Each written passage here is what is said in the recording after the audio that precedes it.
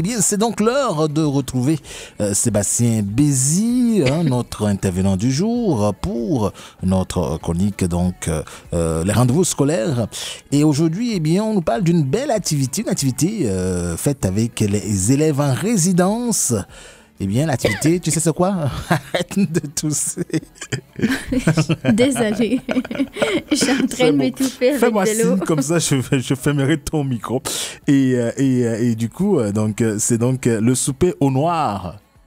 T'as dit qu'elle te dit quelque chose? Non, mais explique-moi. Ok, c'est donc un souper fait exclusivement pour les Noirs. Donc, il n'y a pas d'autre. Je vais pas y aller. Elle pogne ça. Non, ce n'est pas ça du tout. C'est donc un souper qui est fait donc, dans le noir, dans un environnement. Donc, Ah, voilà. c'est bien. C'est bon. Et pour en discuter donc de cela, Sébastien Bézi est en ligne. Bonjour Sébastien. Bon matin, bon matin. Alors, tu es donc intervenant en résidence au programme pour troubles sévères d'apprentissage au consortium Centre Jules Léger. Et vous avez donc fait une expérience avec vos élèves dernièrement, une belle activité. Vous êtes donc organisé donc un souper au noir. Alors, parle-nous de ce concept. D'où est-ce que ça vient, l'idée d'organiser donc un souper au noir? Exact, ben merci. J'ai réalisé l'expérience jeudi passé avec mon groupe d'élèves. J'ai un groupe d'élèves de 6 avec moi. Et j'avais l'opportunité aussi d'avoir une cordeau ou même les deux cordeaux pour m'appuyer et vivre l'expérience en plus d'avoir une enseignante. Mon idée, je l'ai pris d'une chose assez simple en fait. Il y a une dizaine d'années, je pense que vous connaissez pour plusieurs que ce restaurant-là, il existe déjà ici à Montréal, il existe aussi à Toronto. À Ottawa aussi, hein? À Ottawa, je ne sais pas, je pense que Okay. oui, je pense que c'est nouveau dernièrement. Le contexte en gros, c'est ça, c'est de pouvoir vivre une expérience d'immersion complètement dans le noir, puis de perdre dans le fond le sens de la vue et de vivre une expérience culinaire, c'est ça, sans le sens de la vue, puis de faire confiance à ses autres sens. Alors moi, ce que j'ai fait, c'est que j'ai repris ce concept-là, si on veut, au niveau de l'école, et c'est sûr que le concept d'être dans le noir total, c'est un petit peu différent ou un petit peu difficile. Ce que je fais, c'est que chaque élève se retrouve avec une paire de lunettes de ski, qu'on met du papier de toilette ou du papier brun pour pouvoir, bien sûr, obstruer la vue. Et à ce moment-là, moi, je les redirige vers un endroit inconnu, si on veut, dans la bâtisse du Centre Jules Léger. Et je les accueille avec tout ce qui est diffuseur, avec des odeurs, exemple à l'orange, des choses comme ça, de la musique. Et ensuite de ça, moi, je les accompagne et je les assois comme si ça serait dans le fond dans un restaurant. Fait que pour plusieurs de nos élèves, c'est nouveau et complètement déstabilisant. Oui. Et combien d'élèves donc ont participé à cette expérience? Comme j'ai mentionné, au niveau de mon groupe, j'en avais 6 avec moi la semaine passée. Okay. Oui, j'avais 6 élèves avec moi et j'avais une collègue qui m'accompagnait pour pouvoir bien sûr servir, parce que servir 6 personnes en même temps quand ils ne voient pas, c'est assez exigeant. Et en plus de ça, j'ai eu l'opportunité, comme j'ai mentionné aussi, d'avoir une enseignante et un autre des cordeaux qui l'ont vécu pour voir c'est quoi la sensation et pouvoir vivre l'expérience. Et en même temps, l'enseignante, ce qui était intéressant, c'est qu'elle avait fait du pouce au courant de la semaine pour pouvoir un petit peu sensibiliser aussi certains de ses élèves qui se retrouvent dans mon groupe au niveau des gens qui ont pas la vision.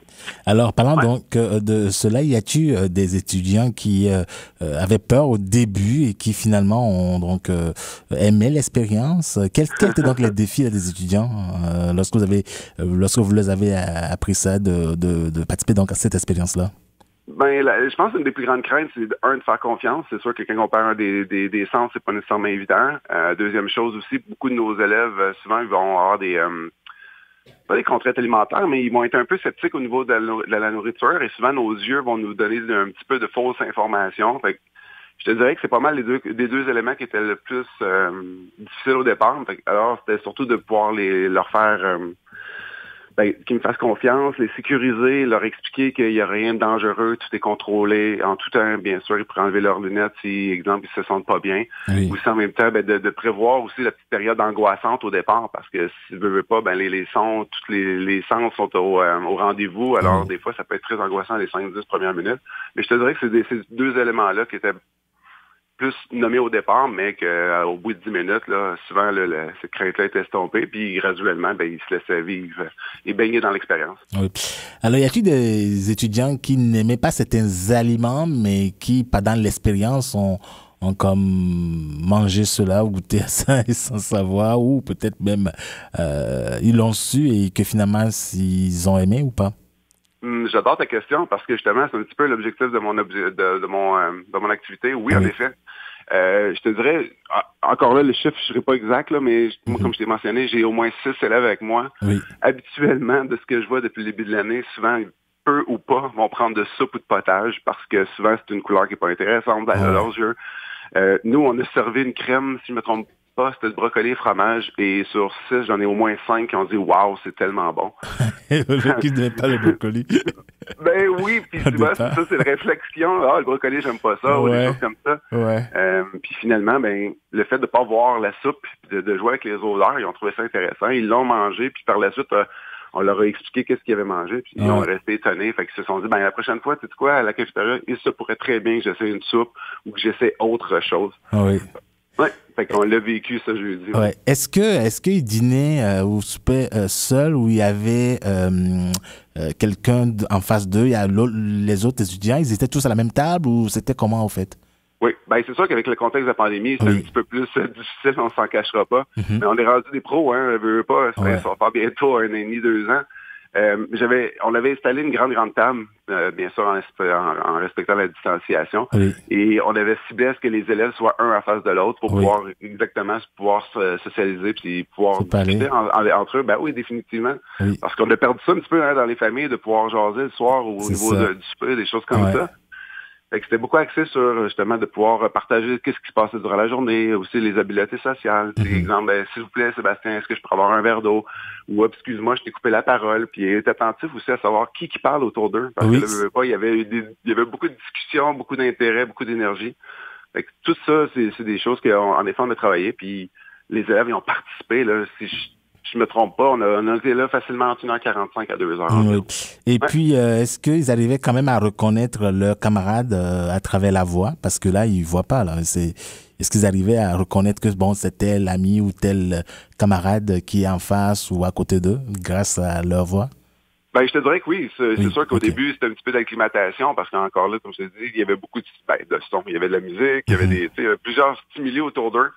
Fait que c'est sûr que les premières minutes, je pense que c'était un petit peu insécurisant pour eux de savoir réellement qui était où. Mais au bout de 5 minutes, là, ils pouvaient avoir une très bonne discussion, puis il y avait une bonne idée que qui était où. Si un élève, exemple, se reculait de sa chaise un petit peu, puis tout à coup, il y a quelqu'un qui réagissait, il disait hey, il me semble que ta voix est plus loin.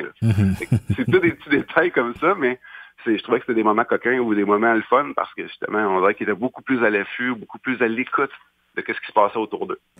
Merci beaucoup. Je rappelle donc qu'on s'entretenait avec Sébastien Bézi. Il est donc intervenant en résidence au programme pour troubles sévères d'apprentissage au consortium Centre Jules Léger. Merci d'avoir pris le temps de nous parler ce matin. Merci à vous. Bonne journée.